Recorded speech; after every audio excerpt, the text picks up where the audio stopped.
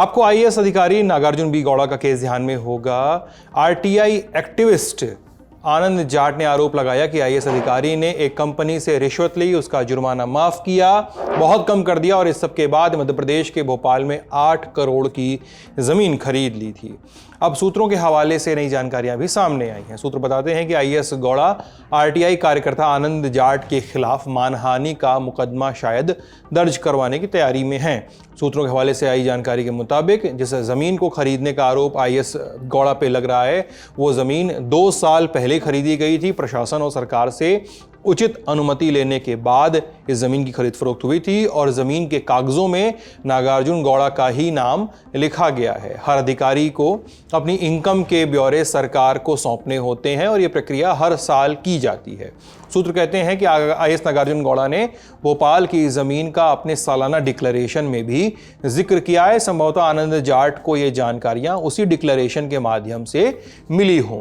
जमीन का मसला क्या है, ब्रीफ में जान लेते हैं। विवाद की शुरुआत आनंद जाट की शिकायत से हुई। उनके मुताबिक मध्य प्रदेश के हरदा जिले में पाथ इंडिया नाम की एक कंपनी पे अवैध मोरंग यानी लाल मिट्टी जो ग्रेवल होता है उसके खनन करने के लिए लगभग 51 करोड़ 67 लाख रुपए का जुर्माना लगाया गया, लेकिन बाद में ये जुर्माना घटा के 4032 रुपए कर दिया गया। आरटीआई कार्यकर्ता ने इसे गंभीर अनियमितता बताते हुए सवाल उठाया। इकोनॉमिक ऑफेंस विंग में शिकायत कर दी कि इतनी बड़ी राशि को इतनी मामूली रकम में कैसे बदला जा सकता है। आरोप है कि आईएएस अधिकारी ने जानबूझकर कंपनी को राहत दी। यह भी कहा जा रहा है कि यह फैसला किसी दबाव या मिली भगत में शायद लिया गया, जिसमें 10 करोड़ रुपए की रिश्वत की बात भी कही जा रही है। सब कुछ आरोप है। जब यह हुआ तब नागार्जुन बी गौड़ा इलाके में एडीएम की पोस्ट पे तैनात थे। एक्टिविस्ट आनंद जाट ने आरटीआई दस्तावेज को सामने रख के ये आरोप लगाए हैं कि इतनी बड़ी राशि अचानक से कैसे 4000 रुपए रह गई। अब ये आरोप ठंडे नहीं हुए थे कि एक्टिविस्ट आनंद जाट ने एक और आरोप लगा दिया। कहा कि आईएएस नागार्जुन ने साल 2024 में भोपाल के आईएएस कॉलेज के पास 4 एकड़ जमीन 8 करोड़ रुपए में खरीद ली। जमीन भोपाल के फंदा ब्लॉक के फतेहपुर डोबरा में मौजूद है। इस 4 एकड़ जमीन की शासकीय गाइडलाइन से कीमत 94,76,000 रुपए बैठती है, जो सर्किल लेट होता है। लेकिन हमेशा सर्किल लेट पे जमीन खरीदी नहीं जाती है, ना बेची जाती है।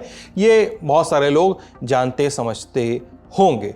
कहा जाता है कि नागार्जुन के हिस्से में इस ज़मीन का 2 एकड़ का हिस्सा आया है। रजिस्ट्री में लिखे अमाउंट के मुताबिक उन्होंने 45 लाख रुपए में 2 एकड़ ज़मीन खरीदी और सूत्र कह रहे हैं कि उन्होंने इसका जिक्र अपने एनुअल डिक्लेरेशन में किया हुआ है।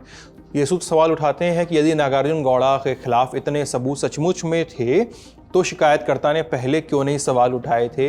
वो आनंद जाट के खिलाफ दर्ज मुकदमों की लिस्ट भी लेकर आते हैं।